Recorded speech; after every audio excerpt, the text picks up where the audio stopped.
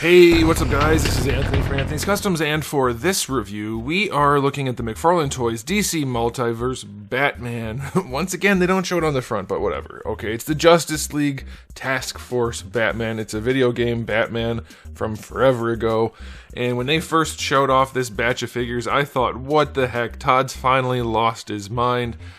These things look really goofy, and some of them do for sure. This is the only one that's out so far. This one actually looks decent, and I mean, I know I'm biased for Batman, but it looked like it was the best when they showed the photos, so hopefully the other ones can live up to this. But this one actually does some things pretty nicely.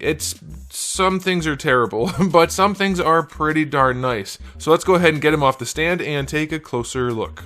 Alright, before we look at the figure, I will show you my package. It's the usual McFarlane packaging, except now it has the yellow trim not on the side, only on this front, the top, and this side, which is not a good look. They don't go together. I don't know why they did that. I mean, I get it, but anyway, this artwork, I love this like 90s style artwork. It looks wonderful, and I want figures that look like this as opposed to the ones that we're getting, but that's a separate topic for another day, but standard packaging otherwise. Alright, let's get into the review. This guy stands just about, including his ears, 7.5 inches, for just his head about 7.25. That's going to make him roughly 19 centimeters or 18.5. This guy is in stock at Big Bad Toy Store. I'll put a link in the description below if you want to get one. You might actually want to get one. Here he is up against the Rebirth Batman, just for a height comparison. He's not one of the tiny ones, so that's good. Here he is up against...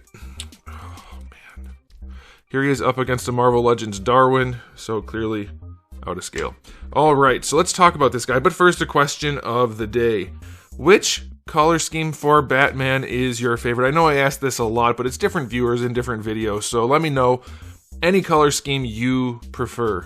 For me, I'm torn. It's always gray and blue. 100% gray and blue. I'm fine with gray and black. I don't care about solid black personally. But if I have to pick a gray and blue, I don't know, man. I usually like the lighter blue, but this one, there's something about this. I like it a whole bunch. I don't know exactly what, but something. Okay, so let's talk about the aesthetic on this guy. It's basically all reused body parts. Big surprise. The paint job, when they showed it, it just looked like a fuzzy mess. Like, it didn't look pixelated because they made the pixels too small. At a distance, maybe, but if you actually look at it, I'm pleasantly surprised at what they did. I still think the pixels are too small. Like, they're definitely too small for what they're trying to achieve, because if Batman was, scaled properly for the video game, those pixels would be, like, 124K, but... Either way, they actually did the paint job justice. It's, again, from a distance, it just looks like shading, kind of. But there's way more paint on here than I thought there was going to be, and I am so pleasantly surprised. This is, if it was just straight up shading, one of the best painted figure. I mean, it's definitely the best painted figure from McFarlane so far.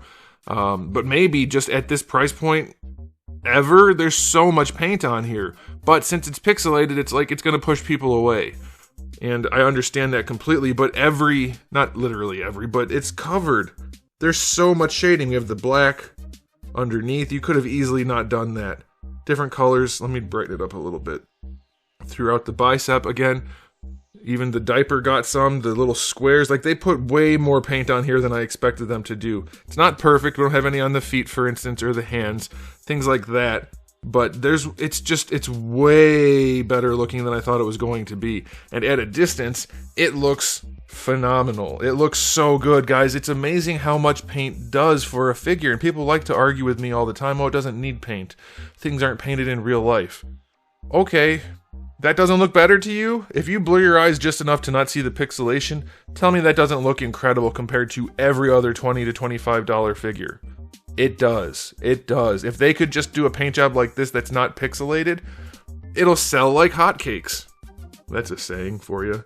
Alright, so the paint job is way better than expected, and they used a good set of body parts. It's not the best sculpt ever. Like, we still have the weird sunken in knees and things like that.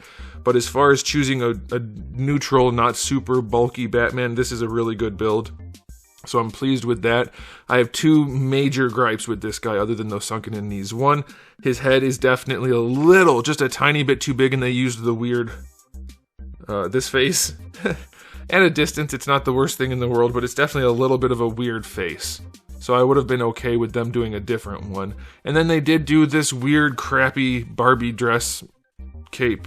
It's so stiff. It's the most annoying material to have.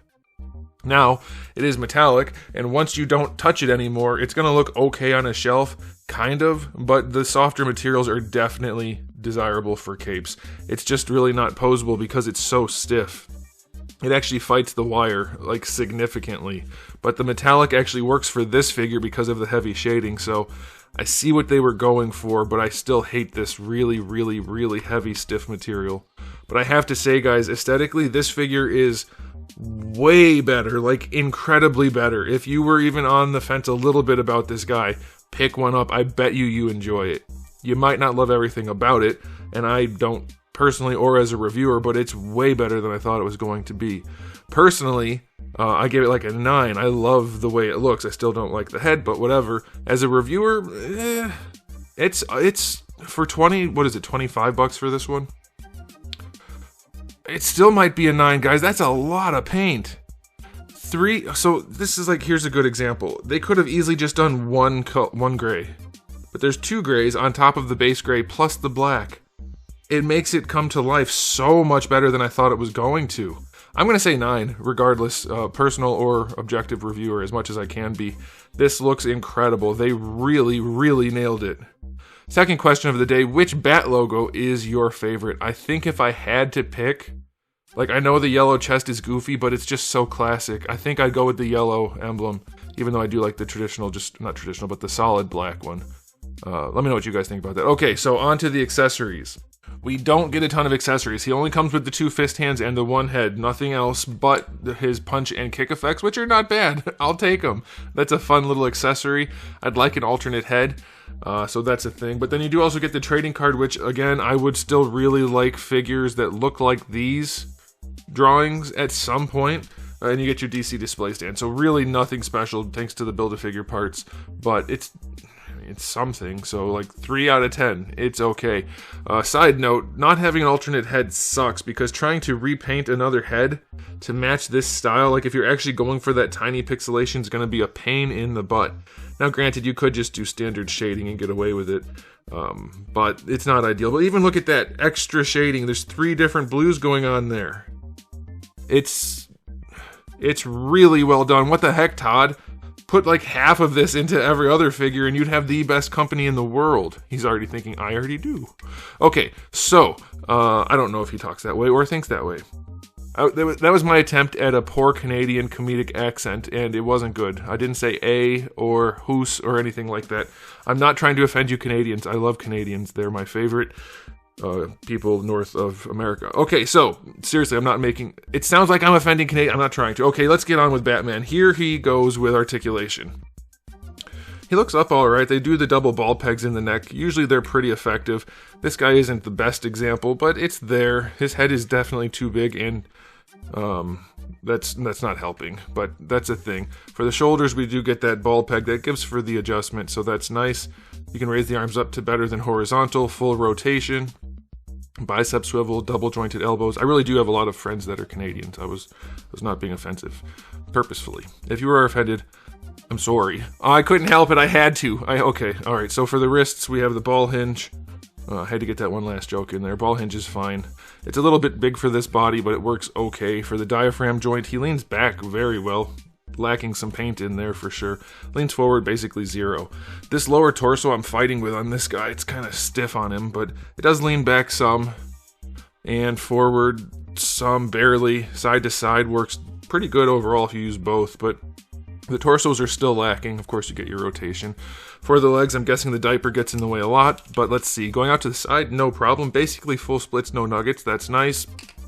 Going forward, some of you will get that reference, some of you will not. Yeah, he's got too much diaper to bring his legs forward. If it was me and I was interested in modifying my figure, I would just carve away some of this diaper just towards the peeper, from like right at this top of this curve. Just follow it along, just inside, just a little bit to give him a little extra range in that thigh. That would definitely be helpful. A little bit of thigh swivel, not much. Double jointed knees, effective. Not the best looking though. And then for the ankles, you get your full range because they're huge hinges, ball hinges essentially. Ooh, rotation is stuck. There we go. So full on ankle rocker, like any range you could need, you have. And the ratcheting isn't as heavy as it has been. Still kind of a pain in the butt, but it's not the worst. And then the toe hinge is still kind of iffy. It's too far back and it's acceptable. All right, and then we'll talk about the cape briefly in the articulation section. The wires are nice and heavy. They work, but the cape is just so annoying. Like, you can definitely make it work, but it's never going to look flowy because it is always too stiff. It's that really heavy, weird material that is just way too stiff. But you can make it look decent, so I'll give it to him on this one with the heavy shading. It's okay. All right, so articulation-wise, it's fine. It's nothing special. Man, if that guy's head was just a touch smaller, that would look pretty darn good. It makes him look scrawny because his head is too big.